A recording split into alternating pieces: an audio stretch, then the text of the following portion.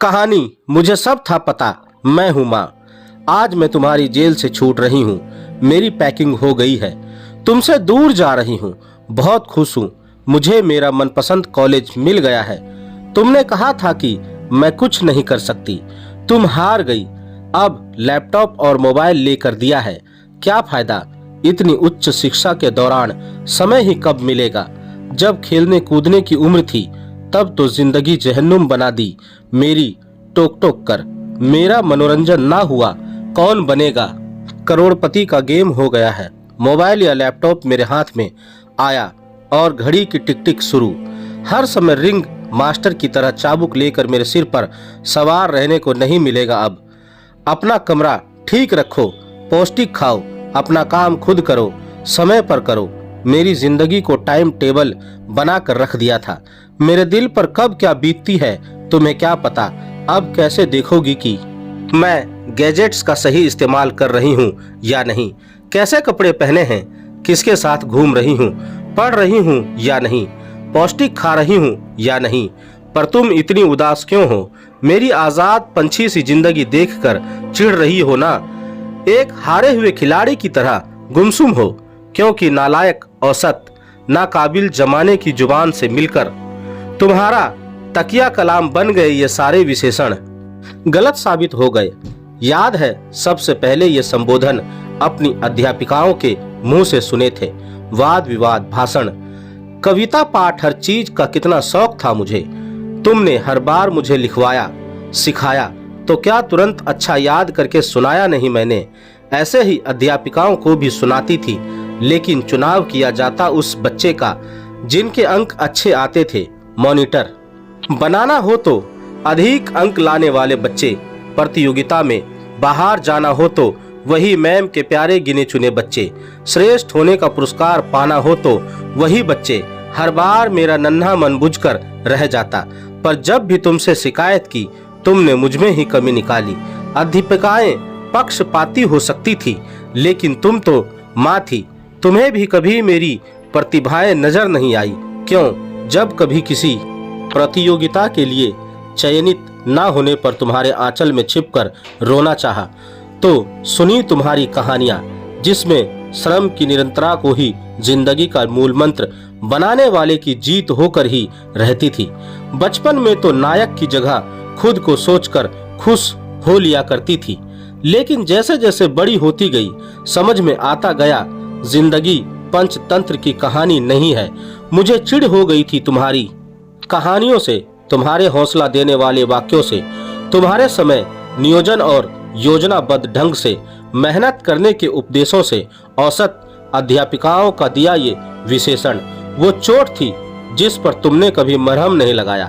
क्या औसत बच्चों को कभी कोई पुरस्कार पाकर तालियों की गड़गड़ाहट सुनने का, कभी किसी शाम का सितारा होने का हक नहीं। क्यों पढ़ती मैं दिन रात जब मेहनत करके भी किसी की नजरों में विशिष्ट हो जाने की कोई उम्मीद नहीं। क्यों करती मैं किसी भी क्षेत्र में योजनाबद्ध मेहनत, जब मुझे पता था कि मैं कभी अध्यापिकाओं के फेवरेट बच्चों की जगह नहीं ले पाऊंगी। मैं इतनी छोटी होकर जिन बातों को समझ चुकी थी वो तुम्हें कभी समझ नहीं आई। तुम्हारी कहानियां पंचतंत्र से बदलकर पौराणिक हो गई, जिनमें बताया जाता कि उम्र भर संघर्ष झेलने वाले कैसे खुश रह लेते थे और सब कुछ पाने वाले क्यों दुखी। तुम मुझे भी एक पौराणिक पात्र बना देना चाहती थी, इसलिए रोज कोई ना कोई हॉबी क्लास ज्वाइन कराने में लगी रहती। मेरी दिनचर्या इतनी संघर्षपूर्ण बना दी तुमने कि किसी मनोरंजन के लिए समय ही ना बचे।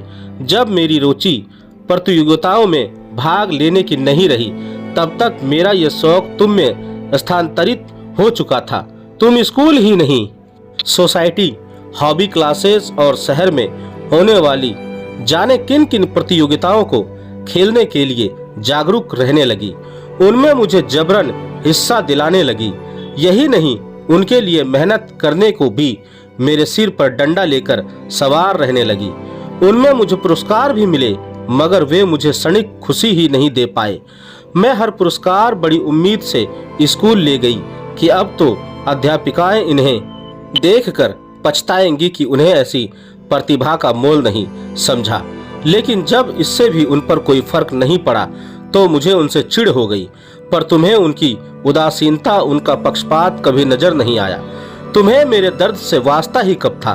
जब अध्यापिकाएं मेरी शिकायत करती तो उनसे स्कूल के पक्षपाती वातावरण के लिए लड़ने की बजाय तुम बनी विनम्रता से उन्हें आश्वासन देती कि मुझे समझाओगी।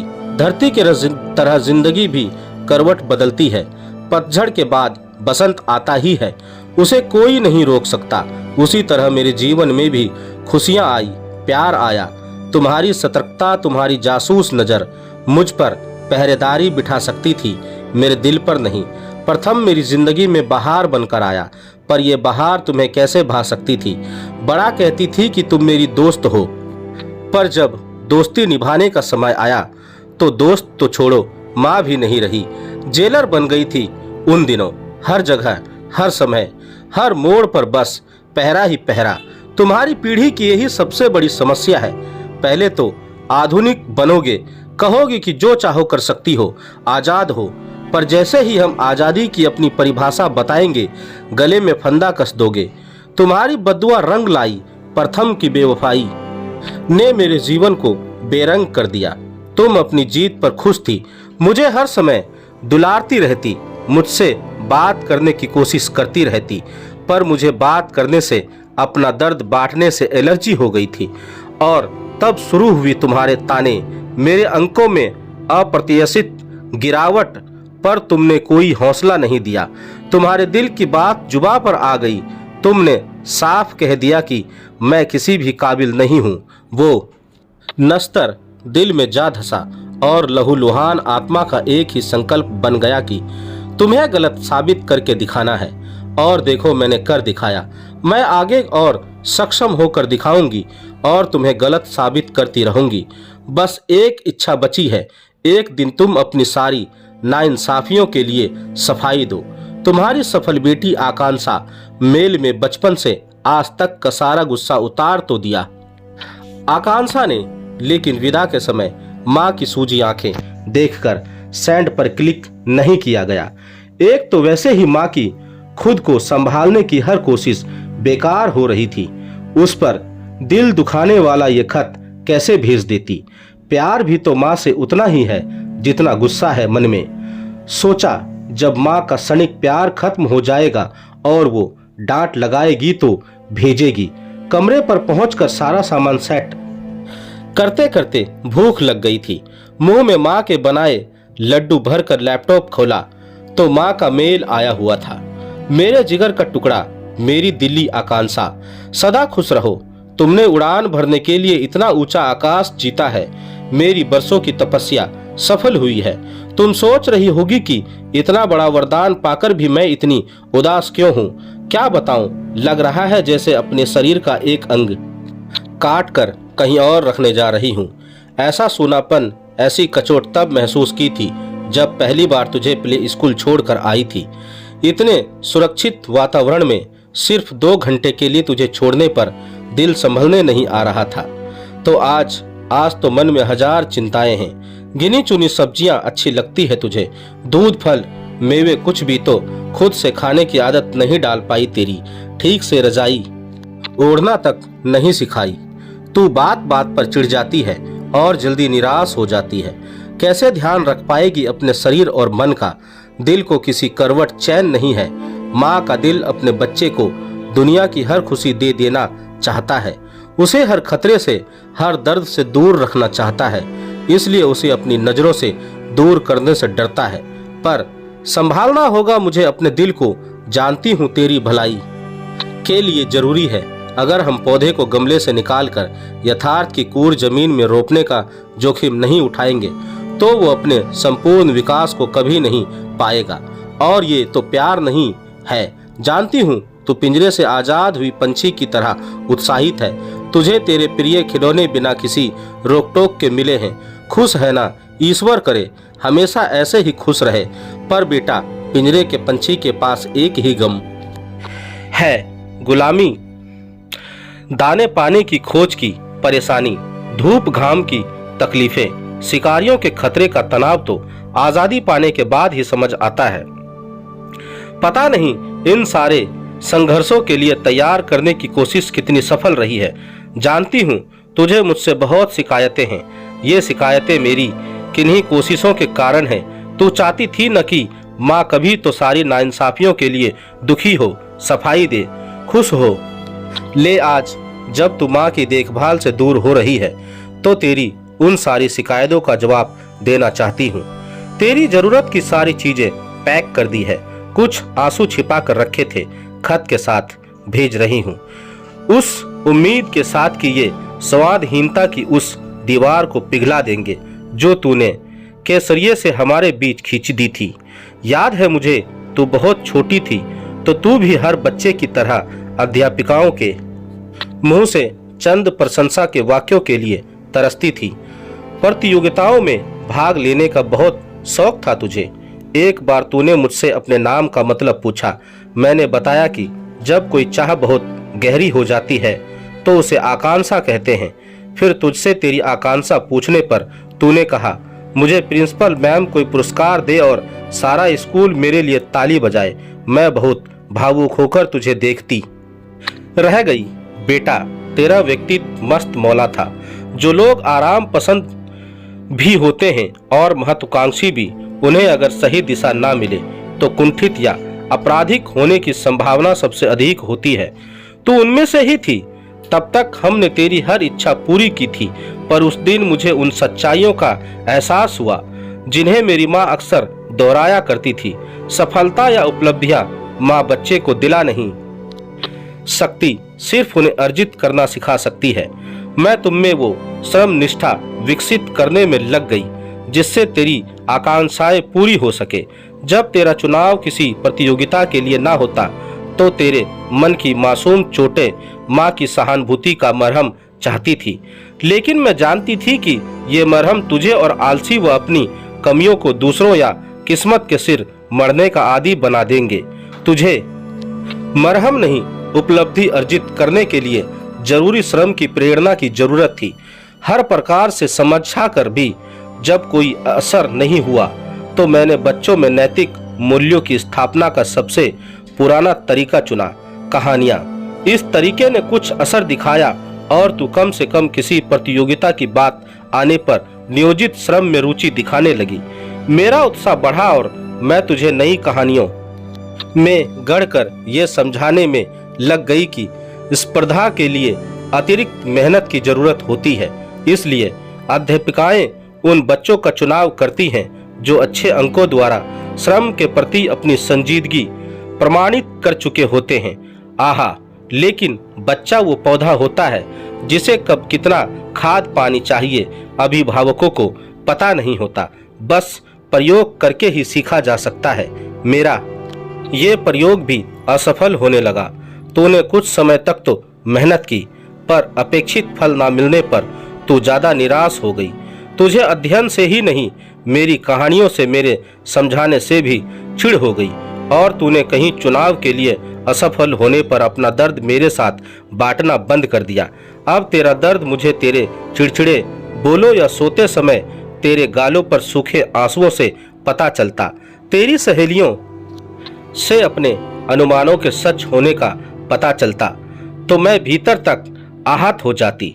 शिक्षा व्यवस्था के दिन विशेषण औसत के तीर ने तेरे मासूम दिल की श्रम की इच्छा शक्ति को, तेरे आत्मविश्वास को कुचल दिया था। जानती थी तालियों की गड़गड़ाहट में खो जाने का, किसी शाम का सितारा होने का तेरा अरमान पूरा करने के मेरे पास दो ही सही रास्ते बचे थे। तेरे लिए स्वस्थ स्पर्धाओं के रुचि से अधिक अवसर खोजना और तेरे भीतर की अभिरुचि का पता लगाना। इसलिए मैंने तेरे लिए तरह तरह के हॉबी कोर्स ज्वाइन कराना और स्कूल से इतर प्रतियोगिताओं के अवसर ढूंढना शुरू किया। लेकिन जब वो उपलब्धियां भी तेरे भीतर श्रम की निरंतरता के प्रेरणा न जगा पाई तो मेरा ममता की चिंता बढ़ गई। तूने उन्हें स्कूल में दिखाकर अध्यापिकाओं का ध्यान अपनी ओर आकर्षित करने की कोशिश की। मैं तेरे स्कूल में महत्व पाने के प्यासे अबोध मन को समझा नहीं पा रही थी कि उससे उन्हें क्या और क्यों फर्क पड़ता। यदि किसी बच्चे ने स्कूल के बाहर कोई पुस्तक जीता है तो वे उसे देखकर शाबाशी देने के अलावा और कह क्या कर भी क्या सकती थी। एक बात और तुझे बताना जरूरी है कि बिना तेरे जानकारी में आने दिए मैंने तेरे स्कूल जाकर दूसरे अभिभावकों से बात करके स्कूल काउंसलर से मिलकर ये पक्का किया था कि स्कूल के पक्षपाती वातावरण को लेकर तेरी शिकायतों में सच्चाई तो नहीं है या तुझे कोई वास्तविक समस्या तो नहीं है जिससे तेरा मन अध्ययन में नहीं लगता। जब मैं आश्वस्त हो गई तब मैंने तुझमें असफलताओं पर कुंठित होने की बजाय उन्हें प्रेरणा बनाने और छोटी उपलब्धियों पर खुश रहने का नजरिया विकसित करने के लिए पौराणिक कथाओं का सहारा लिया। किशोर वश की आंधी तथा कथित प्यार ने इस उम्र की दहलीज पर कदम रखते ही तेरे जीवन में भी दस्तक दी। मैं भी इस आंधी के खतरों पर परिचित माँ की तरह चौकन्नी हो गई। ये वो कठिन घड़ी है जो हर पीढ़ी के अभिभावकों के सामने सबसे बड़ी चुनौती रही। वो किशोर वय के शारीरिक और भावनात्मक आकर्षण की अनिवार्यता को पहचानते हैं, इसलिए दोस्ताना माहौल बनाकर उसे सही मार्गदर्शन देने की कोशिश करते हैं। लेकिन जैसे ही किशोर आजादी की अपनी परिभाषा बताते हैं, उनकी आंखों में पहाड़ की चोटी पर खड़े उस अबोध इंसान का बिंब उभरने लगता है। उसे अंदाजा नहीं है कि एक कदम फिसला और कितनी गहरी घाटी में गिर सकता है। हम जानते हैं कि ना तो बच्चा इतना छोटा है कि उसे गोद में उठाकर वापस ले आया जाए और ना ही इतना बड़ा कि उसे इन खतरों के बारे में समझाया जा सके। तो बस इतना चाहने लगते हैं कि एक रस्सी उसकी कमर में बांध कर पकड़ ले ताकि वो फिसले तो उसे संभाल सके। वो रस्सी है सतर्कता की, हर समय उसकी हर हरकत पर नजर रखने की और इन सब से बढ़कर संवाद की। और इन्हीं चीजों से किशोर सबसे ज्यादा चिढ़ते हैं। मैं कतई नहीं कहती कि मैंने उस दौरान जो किया वो पूरी तरह सही था, पर बेटा इतना जरूर यकीन दिलाना चाहती हूँ कि मकसद केवल तुझे गिरने पर संभाल देना था। लेकिन प्यार में चोट खाने पर भी तूने संवाद की रस्सी को नहीं थामा। तूने उसे चिढ़ाने के लिए किसी और का साथ लिया। वो कोई और तुझे ब्लैकमेल करने लगा। तूने मुझे कुछ नहीं बताया तो मेरे पास केवल सतर्कता की रस्सी बची जिसने तेरी नजर में मुझे जेलर बना दिया। कोई बड़ी उपलब्धि पाने के लिए जरूरी योजनाबद्ध परिश्रम की चाह विकसित करने का अंतिम उपाय है प्रताड़ना। ईश्वर का लाख लाख धन्यवाद है कि दिल पर पत्थर रखकर डरते डरते अपनाया ये उपाय कामयाब हो गया। लेकिन बेटा ये तो एक नई यात्रा की नए संघर्षों की शुरुआत है। दुनिया में कदम कदम पर नाइंसाफियां हैं, नाकामियां हैं। तू मेरी सफल बेटी है। मन की प्रतिरोधक क्षमता को इतना बढ़ाने की कोशिश करना कि नाकामियां तेरे विकास की प्रेरणा बन जाए और हो सके तो अब स्वाद की इस रस्सी को थाम लेना और फिर कभी ना छोड़ना। जिंदगी में कभी भी कोई भी समस्या आए तो सबसे पहले अपनी माँ को बताना। मैं तुझे यकीन दिलाती हूँ कि तुझे उपदेश नहीं दूंगी। जब तेरी गढ़ने की उम्र थी तब तुझे तेरी गलतियां बताती थी। अब तेरी बढ़ने की उम्र है तो माँ तेरा सहारा बनेगी। यकीन रखना कि माँ तुझे बहुत प्यार करती है और हमेशा करती रहेगी। चाहे तू सारी दुनिया की नजर में निर्थक हो जाए, सारी अध्यापिकाओं की नजर में नाबालिग हो जाए, सारे समाज की नजरों में गलत हो जाए, पर माँ के लिए हमेशा अनमोल रहेगी। वो तुझे संवारने की कोशिश कभी नहीं छोड़ेगी। जब डॉक्टर ने पहली बार तुझे मेरी गोद में दिया था और मैंने तुझे बड़ी सावधानी से पकड़कर सीने से लगाया था, मन से माँ तुझे वैसे ही पकड़े रहेगी। तेरी हंसी पर निछावर होती रहेगी, तेरे दर्द से परेशान, तेरी सुरक्षा को लेकर चिंतित होती रहेगी। कुछ ही पलों में झरझर बहते आंसुओं को संभालती आकांक्षा वीडियो कॉल करके कैमरे पर माँ के आंसू पोंछते जा रही थी। अब रोने के नहीं, गर्वित होने के दिन है मेरी सफल माँ। दोस्तों, आपको मेरी यह कहानी कैसी लगी आप मुझे मेरे कमेंट्स बॉक्स में जाकर मुझे बता सकते हैं। और अगर आप मेरे चैनल पर नए हैं तो मेरे चैनल को सब्सक्राइब जरूर करें और बेल आइकन का बटन भी दबा दें। धन्यवाद दोस्तों।